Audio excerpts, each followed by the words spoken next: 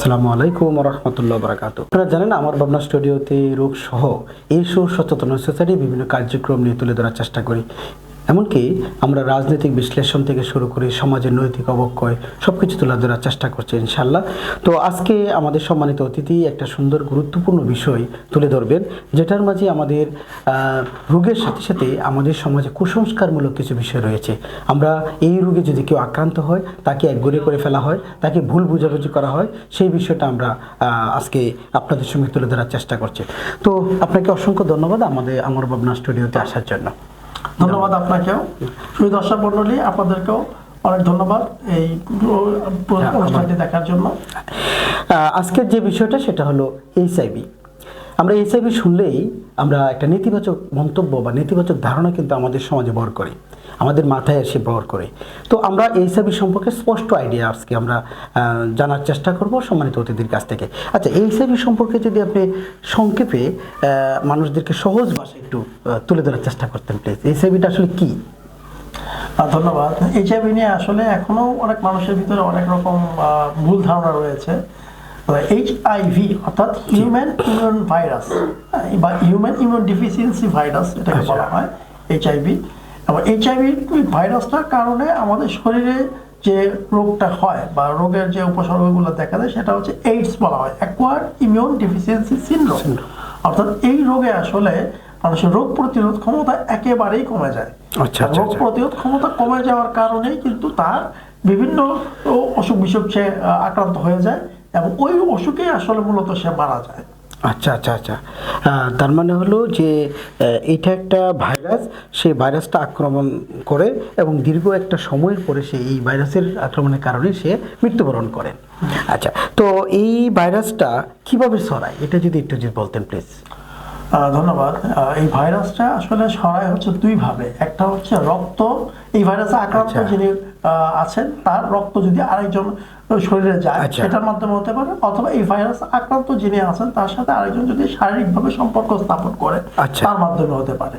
এবং এই ভাইরাসে আক্রান্ত যদি মা যদি থাকে সে মায়ের থেকে সে বাচ্চারও কিন্তু হতে পারে। আচ্ছা আচ্ছা আচ্ছা, আপনি দীর্ঘদিন ধরে ব্লাড ডিপার্টমেন্টে আপনি ছিলেন, আমি জানি সেটা। তো আপনি এই ভাইরাসটা আক্রমণের অনেকগুলি কারণ আছে, তার মধ্যে সবচেয়ে বড় কারণটা আপনি কিভাবে কোনটাকে চিহ্নিত করবেন? বাংলাদেশের পরিপ্রেক্ষিতে সেই ক্ষেত্রে আসলে মানে অনিরীক্ষিত রক্ত অর্থাৎ আনস্ক্রিন ব্লাড, যে ব্লাডটা স্ক্রিনিং টেস্ট করা হয়নি, সেই ব্লাডটা যদি কেউ নেয় সেই ব্লাড থেকে এটা ছড়ানোর সম্ভাবনাটা সবচেয়ে বেশি হয়। কারণ ওই ব্লাড থেকে আক্রান্ত যে ব্লাডটা, সেই ব্লাডের সুয়ের মাধ্যমে বা নিডলের মাধ্যমে বা ব্লেডের মাধ্যমে আরেকজনের বডিতে এটা যেতে পারে। আচ্ছা, তার মানে আমরা ব্লাড দেওয়ার সময় অথবা নেওয়ার সময় সেটা আমরা খুব সতর্কতা অবলম্বন করব। অবশ্যই। আর WHO একটা নিয়ম হচ্ছে যে ব্লাড দিতে গেলে সেফ ব্লাড ট্রান্সমিশনের একটা নিয়ম হচ্ছে যে ব্লাড যদি কেউ দিতে হয় অবশ্যই তার 5টা ভাইরাসের স্ক্রিনিং টেস্ট করতে হবে, তার মধ্যে এইচআইভি একটা। এটা ছাড়াও আছে সিফিলিস, ম্যালেরিয়া, তারপরে HBsAg এবং HCV, এগুলো অবশ্যই টেস্ট করতে হবে এবং টেস্টের রিপোর্ট নেগেটিভ হলেই শুধুমাত্র সেই ব্লাডটা আরেকটা রোগীকে দেওয়া যাবে। আচ্ছা, এটা কি এই রুলটা কি সব প্রতিষ্ঠানই ফলো করে আপনার মনে হয়? এটা সারা বিশ্বেই তো WHO একটা করা উচিত, মানে না উচিত না, রুল দিয়ে দিয়েছে, এটা অবশ্যই করতে হবে। এটা ছাড়া ব্লাড দেওয়াই যাবে না। এখন প্রতিষ্ঠান তো ভেদে জায়গা যায়, এটা একটু তারতম্য হয়, কারণ হয়তো কেউ কেউ হয়তো সব টেস্ট করে না বা কারো কারো ক্ষেত্রে হয়তো টেস্টের মানে ভিন্নতা হতে পারে, সেটা একটা বিষয়। আচ্ছা আচ্ছা আচ্ছা, এই যে এইচআইভি ছড়ানো নিয়ে বিভিন্ন ধরনের কিন্তু ভুল ধারণা রয়েছে। তো এই ভুল ধারণাগুলো আপনার যে ছড়াচ্ছে সেটা সামাজিকভাবে তো ক্ষতিকর প্রভাব পড়ছে। একজন যদি আক্রান্ত হয় তাকে কিন্তু একঘরে করে ফেলা হচ্ছে। তো এই বিষয়ে আপনি কি বলতে চাচ্ছেন? এটা খুব চমৎকার একটা প্রশ্ন করেছেন। আমি সবাইকে একটু আশ্বস্ত করতে চাই যে হাঁচি কাশির মাধ্যমে কিন্তু এই এইডস ভাইরাস ছড়ায় না। আচ্ছা আচ্ছা, যেটা নাকি এই যে করোনাতে ছড়াতো, করোনা ভাইরাসে যেটা ছড়াতো, কিন্তু এইচআইভির ক্ষেত্রে এটা হবার কোনো সুযোগ নাই।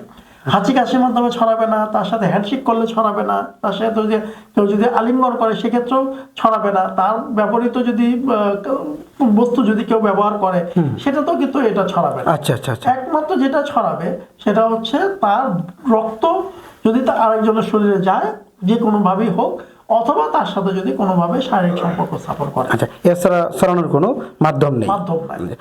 সুই অথবা ধারালো যন্ত্রের মাধ্যমে এটা সরানোর যে বিষয়টা আপনি already বলেই ফেলছেন, সুই যেহেতু ব্লাড ট্রান্সফিউশন তো সুই লাগবেই, তো সেই ক্ষেত্রে এটা সরানোটা বেশি, প্রবাবিলিটিটা বেশি রয়েছে। তো মা এবং সন্তানের মাঝে এইচআইভি সরানোর ব্যাপারটা যদি একটু বলতেন।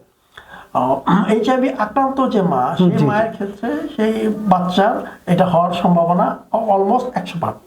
এবং বাচ্চা এমনকি বাচ্চা যদি নাও হয়, বাচ্চাকে যদি মা দুধ পান করায়, সেই দুধের মাধ্যমেও কিন্তু সেটা তার বাচ্চার শরীরে যেতে পারে।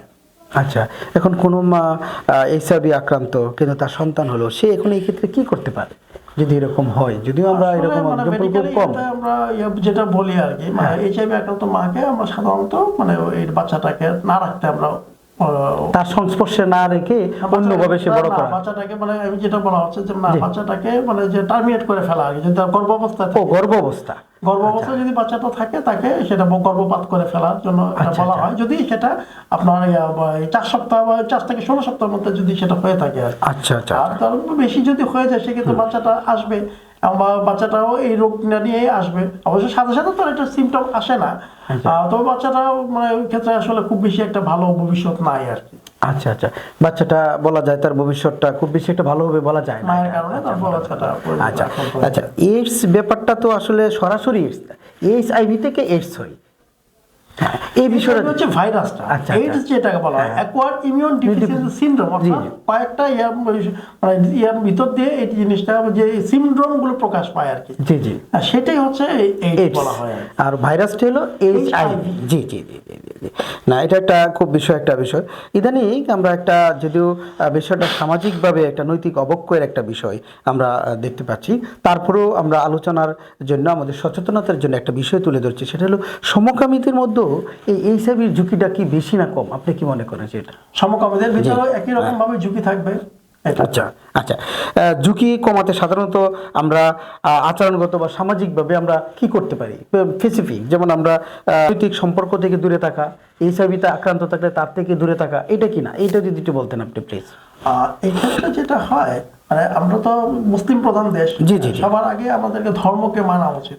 জি জি। আমাদের ধর্মে কিন্তু জেনা করা একদম নিষেধ। জি জি জি। হ্যাঁ, এবং এটা খুব খুব কঠোর আইন আছে ইসলামে, তো জেনা থেকে দূরে থাকা।